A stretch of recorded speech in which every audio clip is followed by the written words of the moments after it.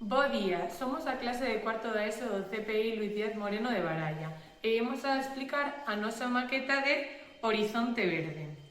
A parte principal deste proxecto sería o edificio. Nel temos un sistema de seguridade que consta de, en caso de que se poña ben o código, encenderíase a luz azul e a porta abriríase sen problema.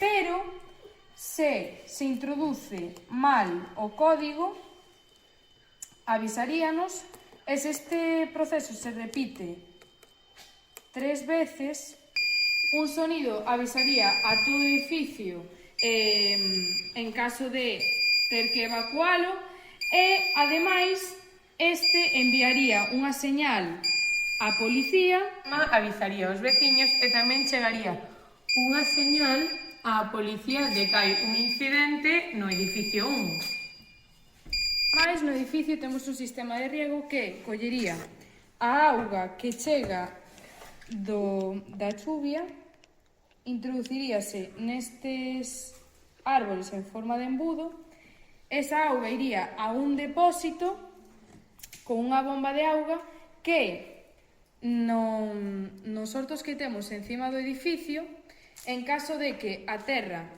este seca, botaría auga. Por outra parte, temos esta pista que está pensada para poder xogar nela dous tipos de deporte. Primeiro temos o básquet e o tenis. Despois temos estas farolas que cando detectan un nivel baixo de luz no entorno, como neste momento, encéndese. E cando o nivel de luz volve ao seu estado normal, apáganse. Nesta cidade, o medio de transporte que hai é un pequeno tren que circula por estas vías. Bueno, aquí temos un modelo de como sería unha parada do tren. Habería máis, pero bueno, aquí temos un modelo de como sería. Entonces, cando un veciño da cidade chega aquí, acciona un botón e cando o tren vai a pasar por aquí, gracias a este sensor de movimento, fai que pare e poder subir o tren.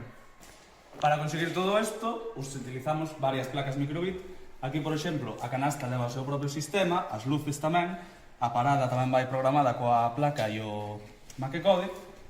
Tamén a placa que vai na base da policía é unha microbit, simplemente, sin ningún sensor, simplemente unha microbit conectada a unha pila. E aquí xa innovamos un pouco máis e, ademais da microbit coa extension board, incluímos unha placa de Arduino